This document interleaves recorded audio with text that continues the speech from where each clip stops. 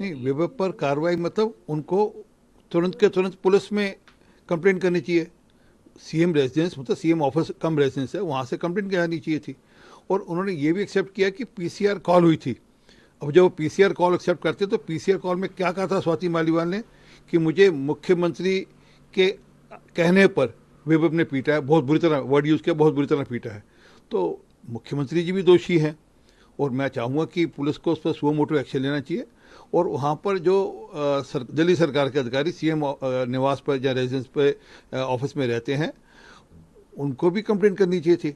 और 31 घंटे बाद क्यों इनको ध्यान आया कि ऐसी बात हुई, जबकि मारपीट तो 31 घंटे पहले ही हुई थी।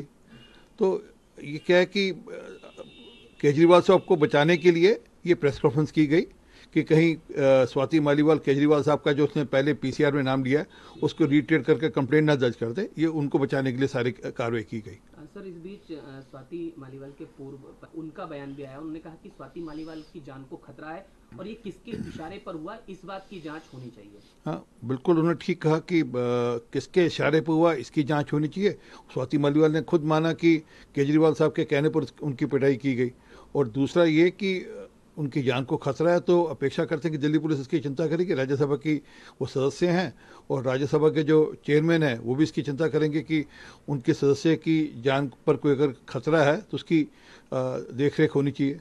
जी, राहुल गांधी ने एक बार फिर से कहा है कि राजनीति उनकी कर्म भूमि है, पारिवारिक रिश्ता है, इमोशनल रिश्ता है, तमाम चीज़ें उन्होंने कही है, क्या कहेंगे? अगर कर्म भूमि होती तो वायनाड क्यों गए थे वो, और कर्म भूमि होती तो अमेठी छोड़कर रायबरेली क्यों आए हैं? असल में क्या है कि उनको पता है कि इस बार वह वायनाड से भी और रायबरेली से भी चुनाव हार रहे हैं, इसलिए इस प्रकार की इमोशनल अपील कर रहे हैं। जी, गृह मंत्री अमित शाह के मुद्दे पर, और उन्होंने कहा है कि नागरिकता संशोधन कानून से डरने की जरूरत नहीं है, सबको जो कठिनाई हो रही है उससे निजात दिलाने के लिए ये है, क्या आप कहेंगे? देखिए, ममता बनर्जी जानकर सीए की डुगडुगी बजाकर, डमरू बजाकर वह लोगों को डरा रही हैं और वह मुसलमान वोट को टारगेट करते हुए इस प्रकार की बातचीत करी। हालांकि सच ये है कि सीए से हिंदुस्तान के किसी भी नागरिक का कुछ लेना देना नहीं।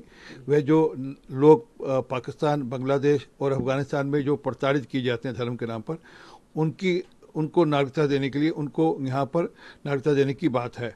परंतु क्योंकि इनको वोट बैंक पर नजर रखनी है, इसलिए सीए की डुगडुगी बजाकर उस वोट बैंक को टारगेट कर रहे हैं। हिमंता बिस्वा शर्मा ने पीएम ओबीसी से आते हैं और जो बीजेपी है वो काम कर रही है एससी एसटी को आगे बढ़ाने के लिए, लेकिन कांग्रेस जो है यही सब आरक्षण छीनकर मुस्लिम्स को देना चाहती है। आपकी इसमें कोई शक नहीं है कि कांग्रेस के मैनिफेस्टो में लिखा गया कि हम आएंगे और रिजर्वेशन को बदलेंगे, अमेंडमेंट करें, कॉन्स्टिट्यूशनल अमेंडमेंट करेंगे, संवैधानिक प्रावधान कर हम रिजर्वेशन को बदलेंगे।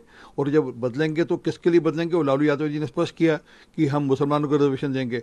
जब रिजर्वेशन देंगे तो वो ओबीसी एसटी एसटी की रिजर्वेशन काट कर ही देंगे। तो इस पर तो कोई शक नहीं कि इंडिया अलायंस का एजेंडा है कि हम किस प्रकार से एससी एसटी ओबीसी के रिजर्वेशन काटकर मुसलमानों को दें। उन्होंने ये भी कहा कि 400 पार, क्योंकि जो कृष्ण जन्मभूमि है वहाँ पर कृष्ण जी का मंदिर बनाया जाए, इसके अलावा जो ज्ञानवापी है वहाँ पर भी मंदिर बनाया जाए, इस पर आपकी क्या? देखिए, जब हम लोग अभी सत्ता में थे तो हमने इंश्योर किया कि कोर्ट के माध्यम से ही, परंतु उस प्रकार का माहौल बना कि फैसला राम मंदिर के पक्ष में आया, जबकि पहले सरकारों ने तो ये कहा था कि राम का अस्तित्व पे ही प्रश्न उठा दिए थे। और इस बार भी अगर 400 पार आएंगे तो इस प्रकार का माहौल खड़ा होगा जिसमें दोनों मंदिर बन सके। पीओके को लेकर एक बार फिर से एस जयशंकर जी ने कहा है कि वहां पर भाव हो रहा है, लोग वहां पर देख रहे हैं कि कैसे कश्मीर में बदलाव के बाद प्रगति हुई है, तो पीओके इसीलिए जरूरी है और उस पर काम भी चल रहा है। देखिए, पाकिस्तान ऑक्युपाइड जम्मू कश्मीर में आज पत्थरबाजी भी हो रही है और वहाँ पर आज़ादी के नारे भी लग रहे हैं। इस प्रकार का मामला आज से कुछ साल पहले तक भारत में होता था, अब वह होता नहीं। जब लोगों ने धारा 370 हटने के बाद जिस प्रकार की वहाँ तरक्की देखी है, इसलिए पाकिस्तान ऑक्युपाइड जम्मू कश्मीर के जो लोग हैं वो चाहते हैं कि उनके यहाँ भी वैसी तरक्की हो। जब वहाँ पर एक सीज़न में 2 करोड़ से अधिक टूरिस्ट आते हैं तो उसका लाभ, आर्थिक लाभ पूरे वहाँ के कश्मीर को मिलता है। वैसा वहाँ के लोग भी चाहते हैं और जरूरत पड़ने पर भारत एक उचित कार्रवाई कर सकता है।